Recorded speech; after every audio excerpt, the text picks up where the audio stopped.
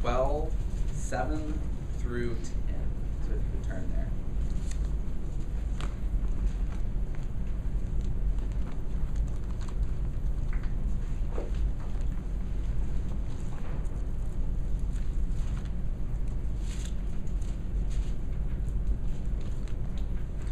Okay, let's read. It says, "To keep me from becoming conceited because of these surpassingly great revelations, there was given me a thorn in my flesh, a messenger of Satan to torment me. 3 times I pleaded with the Lord to take it away from me. But he said to me, 'My grace is sufficient for you, for my power is made perfect in weakness. Therefore, I will boast all the more gladly about my weaknesses, so that Christ's power may rest on me.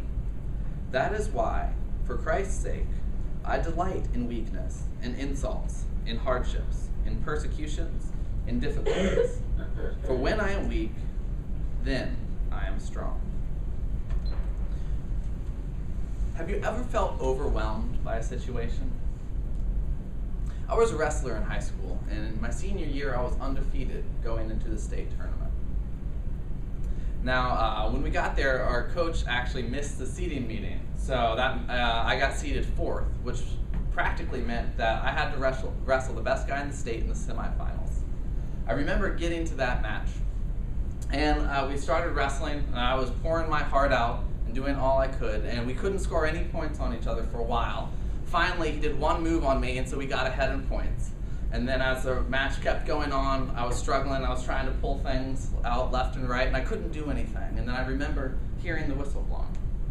I had lost the match. It was done by one move. So we get up, the ref raises the other guy's hand, I go and shake the other coach's hand, and I kept thinking, like, is it really over? Am I done? I went outside. It had just started snowing.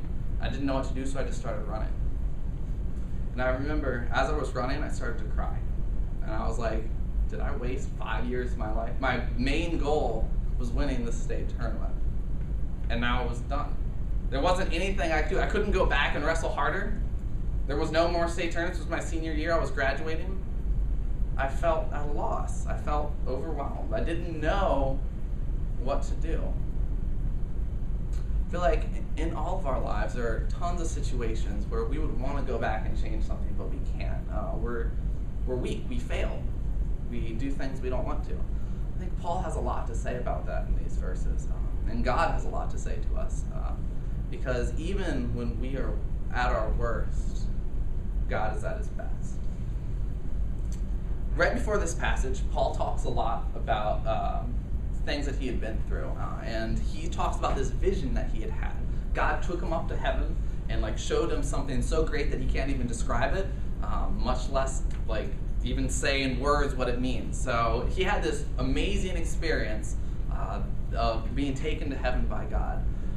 Now, a lot of times when we have great experiences in our lives, we tend to become proud. We tend to be like, look what I have done, or even look what God has done for me. Isn't this awesome? But really, we're taking the credit. But that leads us right into verse 7, where it says, "To keep me from becoming conceited because of these surpassingly great revelations, there was given to me a thorn in my flesh, a messenger from Satan to torment me." So Paul was given this thorn in his flesh. And now, we don't know much about this thorn. The only things we really know is that it was from Satan, and it was sent to torment Paul, and that it really sucked. It was really awful. He struggled with this thorn. It was inflicting him great pain. Now, I think there's a reason that God in the Bible isn't specific about this thorn. I think it doesn't say what specifically Paul was struggling with, because I think we all have thorns in our flesh. Like the story I just shared, I had a thorn that I couldn't win. I failed. But whether it's a situation that you failed from or something else, a lot of times people are struggling with maybe physical pains. Maybe you have some kind of infirmity. Or maybe you're just growing older and your body isn't what it used to be. Or you have chronic pain. Or maybe your marriage is on the rocks. Maybe you're struggling to get along with your spouse or enjoy it. Or maybe you've gotten a divorce and you can't see how God could use that. maybe you just got fired. So you don't have a job. And you're struggling, how am I going to provide for myself, much less my family?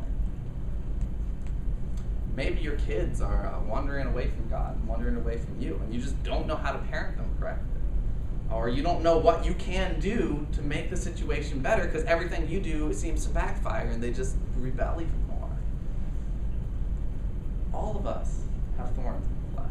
All of us have things in our lives that hurt us deeply and that we wish God would just take away and do away with, but he doesn't. And he doesn't for Paul either. And even in verse 8 it says, 3 times I pleaded with the Lord. Now this isn't just a casual prayer that Paul shot up. Like he says, he pleaded with the Lord. He struggled with God in prayer about these. And again, this wasn't just anybody. This was the Apostle Paul. Like, Paul was a pretty crazy guy. He had been stoned, imprisoned, and God had protected him from all these different things. Even literally, they left him for dead after they stoned him, and God protected his life and made it so he didn't die. God keeps supernaturally protecting this guy. This seems like a huge issue that God is saving him from. Yet over here you have this small thorn. You notice that it's a thorn. Like, thorns are naturally small. They're not big, even though they might seem big to us at times. They're very small things. So God is protecting him from these huge things over here, like him not dying or being shipwrecked or something. Yet over here, you have this little thorn that God won't take away. And it just seems confusing to us, right? Because it's like, God, you did these great things for me. Why won't you do this little thing for me? We might even think, God, like, I'm trying to serve you. I'm trying to be a better Christian. Yet I keep getting distracted by this thorn. I keep, like, trying to follow you, but, like, this physical handicap is hurting me. Or I keep trying to follow you, but my marriage is just struggling. I don't know how to follow you in this broken relationship. And I think Paul does respond in the right way to appeal to God. But God doesn't take the throne away. Fortunately, God does answer. It just might not be the answer that we expect. Let's look in verse 9. He says, my grace is sufficient for you, for my power is made perfect in weakness. Okay, let's break this down a little bit. The first part says, my grace is sufficient for you. Or as another translation it says, my grace is enough for you. Now grace here is when God gives something to us which we do not deserve. So when God blesses us or gives us something that we don't deserve, that is grace from God. So what he's saying when my grace is sufficient for you or my grace is enough for you is that God has given us what he wants to give us, and he will give us what he wants to give us, and that is enough. So regardless of this thorn in the flesh, what God has given us is enough for us to do as well. And in Paul's situation, God's saying, my grace, everything that I have given to you, it's enough for you to do my work. It's enough for you to go on. You don't need anything else. The gifts that we have been given are already enough.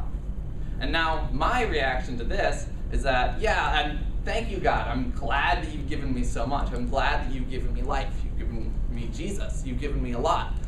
But if you've given me all this, why not take away this thorn too? It's so small and trivial. Why don't you give me the gift of taking away my pain? Why don't you give me the gift of removing this thorn in the flesh? And this is, I think, where God goes further in the second half of this statement. He says, for my power is made perfect in weakness. Or, as another translation, my power is made complete in weakness. Now, the first thing that sticks out to me here is that God did not say, my power overcomes your weakness. That's what I would have expected him to say, and I think that's a lot of times what we think when we hear this verse, is that God's power is huge, it's infinite, right? And then, again, our thorn, our little weakness over here is insignificant compared to God. So God might say, like, my power overwhelms your weakness, and regardless of the fact that you are weak, God is stronger still. So then the takeaway might be like, yes, you are weak, but God is stronger than your weakness.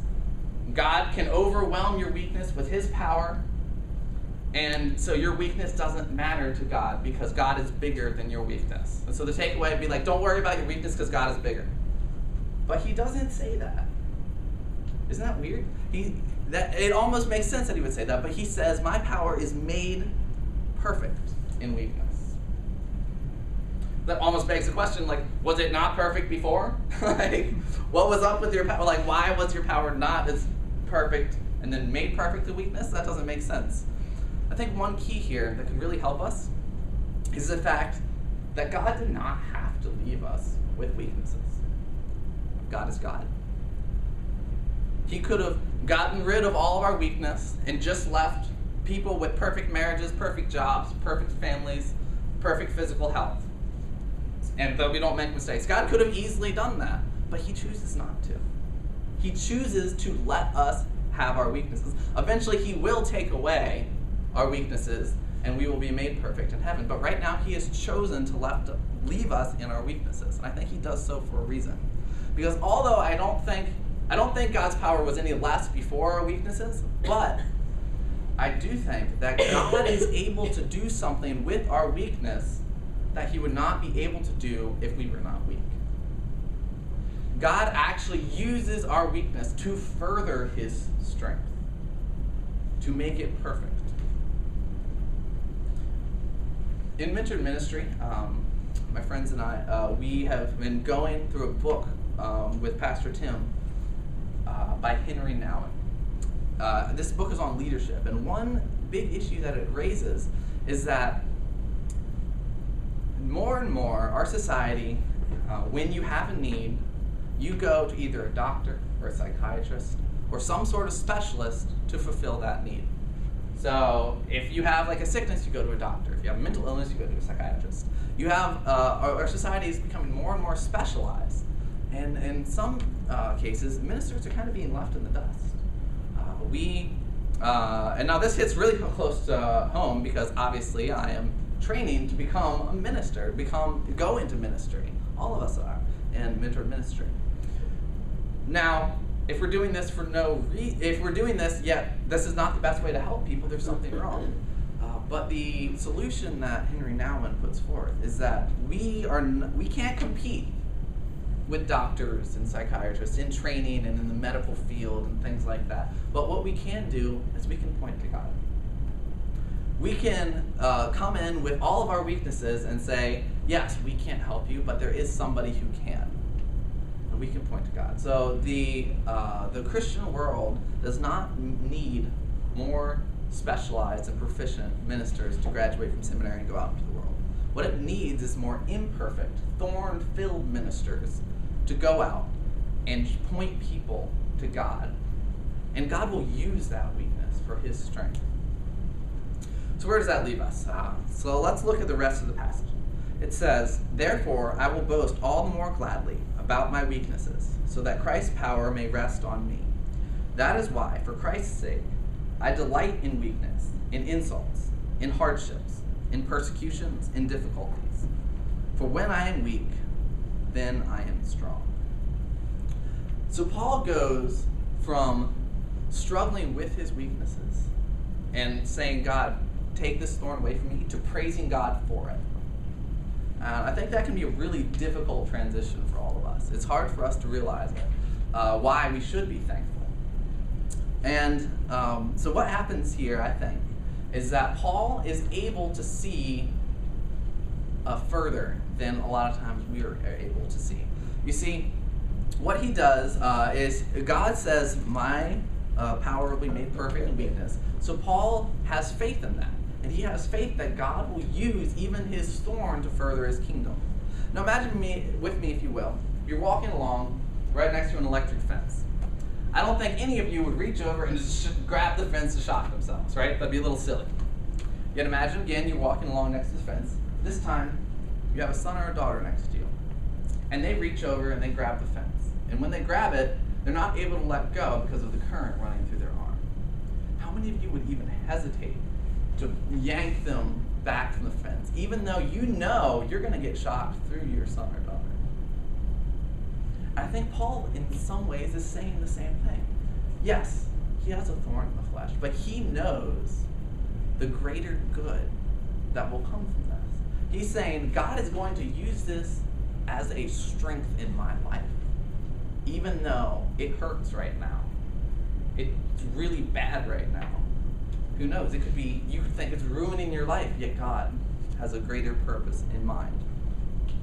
Now I challenge you, this is a hard thing to do, but I challenge you to offer up your thorns to God. And offer them up and hold them up and say, God, I don't have any idea how you could possibly use this in my life. And this hurts. And I want you to take it away from me. Yet I have faith that you said your strength will be made perfect in this. Because that is what God is promising to do.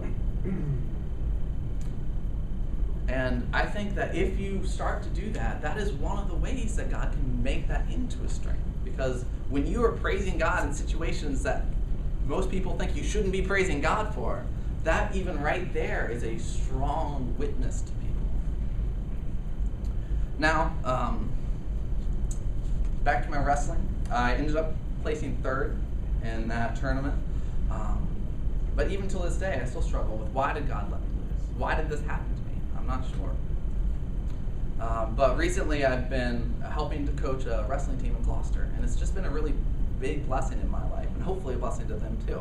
And I think that God has started to use even my growing from having lost that match. But it's something that I still struggle with sometimes. And I don't know how God will use your weaknesses. I don't claim to know. I don't think any of us can know until God actually does it. But I do know that God wants to use your weaknesses. Because when we are weak, God is strong.